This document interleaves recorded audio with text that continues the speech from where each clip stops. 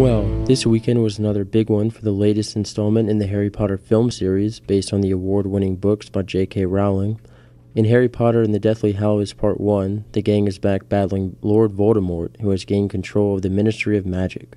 While the world premiere was in London on November 11th, the film's nationwide release in the U.S. occurred on November 18th and grossed $24 million during the midnight showing alone.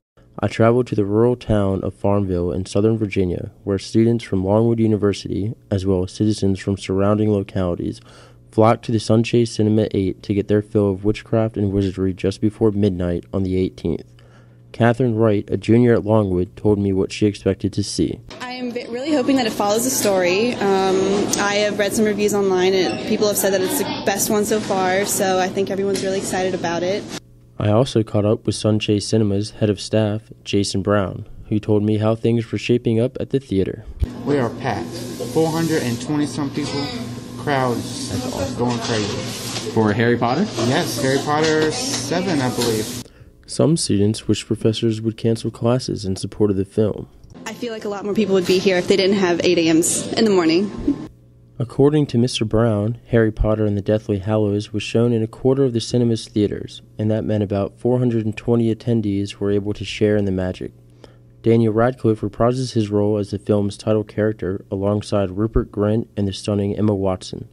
Most of the movie centers on the trio's continued quest for the Horcruxes, which Lord Voldemort has hidden parts of his soul in.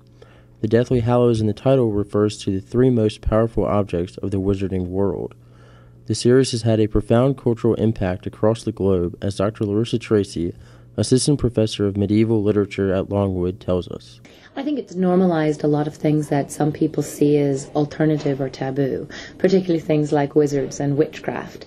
There were a number of TV series in the late 90s through the early 2000s that dealt with witchcraft and dealt with wizardry that really made it seem perfectly harmless and, if nothing else, a force of good. I'm thinking, of course, of Buffy the Vampire Slayer and Charmed, and movies that kind of said, no, magic is not a bad thing. And I think Harry Potter has also normalized that and said, no, these are things of fantasy. These are things of legend and literature. Critics of Rowling's work have voiced concern that it teaches children witchcraft, rendering it unsuitable for Christian readers. There are even the shippers that vehemently debate the existence of a Hermione and Harry relationship against a Hermione and Ron relationship.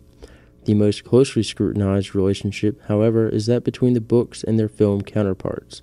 For that, we turn to Dr. Chris McGee, an associate professor of English at Longwood University. This series seems really, really especially close. I've had a lot of people who are huge fans of the book say they don't like the movies. I've always really liked the movies, and they managed to maintain a lot of plot, especially the more recent one. It seems like they don't want to leave a single scene out of the books. That's why it's taken 2 movies, and so I think that they've tried to be really close. They haven't changed almost anything, I don't think. A lot of differing opinions there. Yeah, my kid said this movie was probably the closest to the book. What did you think, Sam?